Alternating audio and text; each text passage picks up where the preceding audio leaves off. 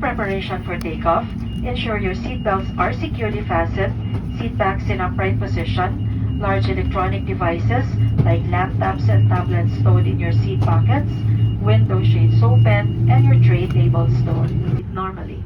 Keep mask on until you are advised to remove it.